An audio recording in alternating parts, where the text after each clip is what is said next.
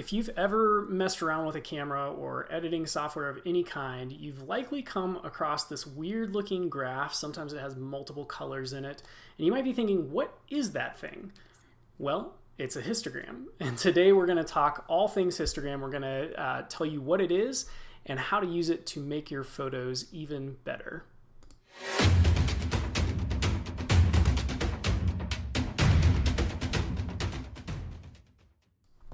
Hey friends, if we have not met before, we are stoked to be meeting you. We are the Scobeys. I'm Ashley. I'm Graham. And we are wedding photographers. Oh, that's Bear. That's Bear back there. He looks like he's a part of the blanket that he's on, but he's not. He is his own individual. Okay?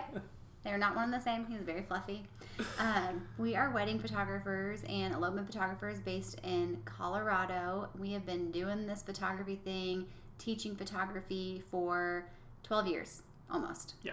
12 years in January. Yeah. Which is so crazy because we're so young. So young. You know. Just in our early 20s. It's awesome. So hip and all those things. Still have lots of hair. Yes. But today what we want to talk about is this like weird word. Somehow photography has a way of throwing vocab words at you like you are in elementary school. And today's vocab word of the day is histogram. So I want to know, what is it about photography that you feel like is the most confusing thing? Like the most confusing word that photography has ever thrown at you? Is it shutter speed, exposure, ISO? That's a pretty confusing one. Today, vocab word of the day, histogram. That's right. There is a Webster's dictionary definition of a histogram. Continuing with the school theme. It is a bar graph of a frequent... Siri, I'm not talking to you. Check it out. Siri always thinks I'm talking to her. Maybe turn her off. I mean, like, what is she not doing you any favors? A bar graph of a frequency distribution in which the widths of the bars are proportional to the classes into which the variables have been divided, and the heights of the bars are proportional to the class frequencies. So basically, there you we're go. done. That's All it. right. The end. No, a histogram is just a graph on your camera that shows you kind of the distribution of the pixels in your image, how many of them are bright, how many of them are dark. That's all. It's a graphical, visual explanation of the lightness and darkness in your image. Exactly. So really the easiest way to talk about a histogram is to look at one. Wouldn't it be weird if we did this whole video and we didn't even show you what it looked like? I mean, maybe we should do that. Mm-hmm. Or we could show it with our hands because we love showing things with our hands. It looks like. Yeah. So this is the box, and this is what a histogram is. Wow. Ashley took this awesome photo of my face earlier. I'm a really good photographer, guys. She's it's fine. really good. Follow me on Insta. It's one of my favorite photos ever. And here's what a histogram looks like. So see these little colored, there they are. These little colored boxes going down. This is a RGB histogram. So it went away. The white one is showing you kind of the overall exposure of the image. And then these are for the different color channels, red, green, and blue. RGB. That's right. So come back. So the further to your, I'm so confused now. Everything's backwards. The further to the left on that histogram, we're just going to pull it up in a different thing. That's my favorite thing. You're really handsome, by the way. Those pixels You are should say represented. thank you. Those pixels are representing the darker parts of your photo, so the shadows and the blacks. And then as you go further right, it's showing you like your highlights and kind of your pure whites. So this will be easier. Let's do it this way. Yeah.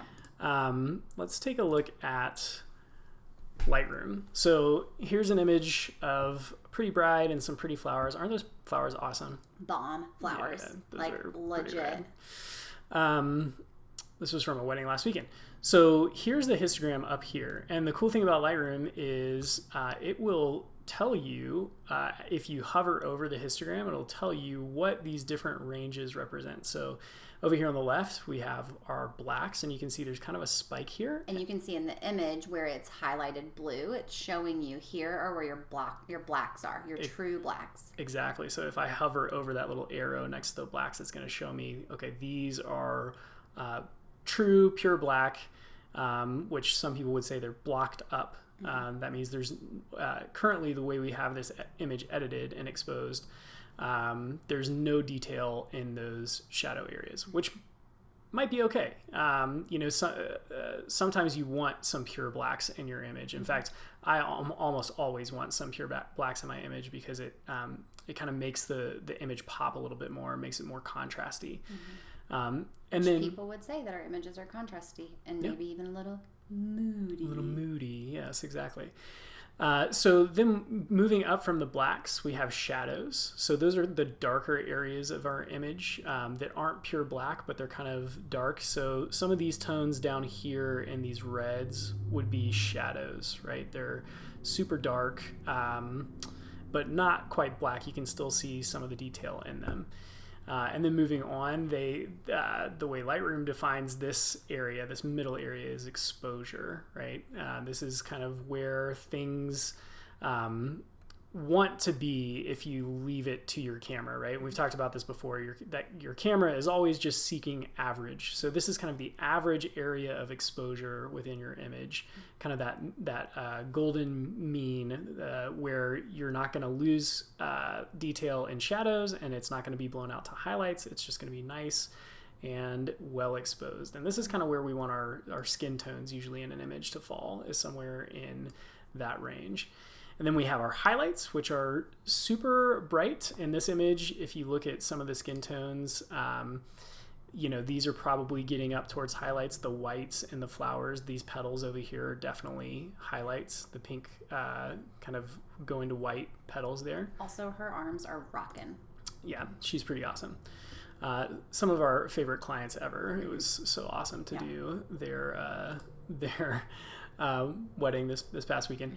And then whites are at the top end, and that's going to be kind of the opposite of those blacks. They're going to be areas of your photo that have gone completely into white. You've lost all the detail, and Lightroom will do the same thing. If you hover over this little guy right here, it'll highlight those in red. So let me make some whites in our image so that you can see that. So it's kind of a little bit hard to see, but right here it's highlighting some pure white areas down here on the leaves as well. So that is a histogram, and that's what it's showing you. Yeah, so a quote-unquote ideal histogram in terms of rules, right, which you guys know we don't really believe in, but we're going to talk about it anyway, would look a little bit more like a bell curve. In ideal speaking terms, you wouldn't have any clipping. What they call clipping is like where you have a portion of your histogram is all the way to the right or all the way to the left. If it touches the edges of those walls where there are pure blacks or blown out whites, that's called clipping, and that's something that most people would tell you want to try to avoid. We want to tell you the rules because the more, the better you know the rules, the better you can break the rules, right? You can understand why they say. Who is they? The great they. Why they say that clipping is a bad thing, and you can kind of decide for yourself. You can look at images and say, do I like them a little bit moodier? Is it okay with me if it's poppy and contrasty and I have some clipping in the blacks, or do I like really bright, airy images and I get clipping in the whites and the brights? Yep. You can decide for yourself. And that's what those indicators are. Going back to this histogram in Lightroom here, these are clipping indicators. So that means that your blacks are clipped. That means that your whites are clipped. And you can tell when we have a dark image, you get this spike in the histogram. So even if you're looking at it on your camera and it's not showing you those clipping areas, you can a good indicator that you're clipping on one end or the other is you see kind of a spike in the histogram that goes up on one side or the other. So here we have a spike in the blacks, so we know that we're kind of clipping those blacks. And then if I were to go the other way, we have a big spike in the whites, right? And that's how we know that we're clipping there. So like Ashley said, generally, a good rule of thumb is that you would have kind of this nice bell curve where most of the information in your histogram is moving towards the middle, towards that exposure area. Siri is still listening to me. Go away, Siri. Big brother. Siri. Get out. Get out. Hey, Here. Siri. Well, no, go away. You're making it worse. You just hired a mover. Oh, good. I don't know where we're moving, but apparently we're moving. Never, ever, anywhere. So this is what your camera is seeking. We've talked about what your camera is looking for, that friend that's seeking average, right? It's always looking for that nice little bell curve, and that it's using all of the math that it has in its little computer, in its little camera brain, to create an image that has this kind of bell curve histogram. Yeah, because it only cares about the numbers. And the reason that your camera doesn't want you to have clipping is because you lose detail in your image. If your blacks are blocked up or your whites are too bright, whites are too bright? Whites are too bright. That's like a detergent commercial. If your whites are too bright, then you lose detail in your image. And detail is really, really important. So again, think about ideally, do I care about detail in these areas? Is it okay with me if my histogram isn't a perfect bell curve? And just make an educated decision for yourself and your creative vision. Exactly. One way that this comes into play, and a way that you can use a histogram to really save yourself when you're shooting, is if you turn your histogram on your camera, a lot of times you'll have to go into like playback settings and make sure that is that box is checked. But if you on your camera you have a histogram and you can turn that on, then as you're reviewing your images, sometimes you're out, in the middle of the desert in the middle of the day, and it's really hard to see on that LCD screen whether you've got a good exposure or not, right? It's just, you've got glare on the screen. You may look at it and think, oh, that's good, and then get back later and it's not so good. Yeah. And if you're shooting in a way that you've lost detail in your highlights, that's when that's the hardest thing to recover, right? So if you've overexposed accidentally, it's really hard to bring back details into your image afterwards in post-production. Yeah, totally. So being able to turn that feature on, and as you're reviewing your images, just check the histogram and make sure that you're not clipping in the highlights. Another feature that a lot of cameras have are the blinkies. We call them blinkies or zebras. They have different ways of showing you whether or not a photo has clipped. And so, for instance, I've got blinkies turned on right now, and I took a photo of this white door and overexposed it, and everything that's blinking there is clipped. It's pure white. It's the camera saying there's no detail here. I will not be able to recover anything that you just shot. Right. So you can also turn those on, and instead of referencing the histogram itself, you can just quickly bounce through your images and see if anything is blinking at you. Some cameras have zebras, which are cool, and you can have different color zebras. So you could have blue zebras for shadows or blacks. And what that's going to do is when you look at the image, it's going to put blue slashed lines through all of the blacks, and then all of the clipping blacks. And then it'll put red slashed lines through all of the white clipping areas. So your histogram, the way that it's determining that is by referencing your histogram, right? The histogram is kind of the, it'll never influence the photo that you took, but it can tell you a lot of really helpful information about that photo. So understanding how to use a histogram, how to read it, is really helpful in that you can save yourself a lot of headache on the back end, and when you're editing, you can get a sense for how you're affecting the image, whether in a good way or a bad way. Totally. It feels really important that you guys know that this is not a hickey. I burned myself with the curling iron. Thanks for that contribution. It just felt important. Super helpful. But like with everything, like Graham was saying, it is the more you know, the more you can understand your camera and what it is telling you with all of its features, what it's doing and not thinking about, but the math that it's running, right, while you're shooting, the more creative control you have, the more you can be in the driver's seat, taking images that are a reflection of your own unique creative vision. And that is what we want for you more than anything. And so hopefully understanding the histogram takes you a few steps closer to that place. Exactly. So if you're watching this video for the first time, if this is the first one you've seen of ours, we push these out onto a bunch of different channels on Facebook, but we also have a YouTube channel, and we always encourage people to go over there and subscribe to our YouTube channel. YouTube is a much better resource for video content than Facebook is.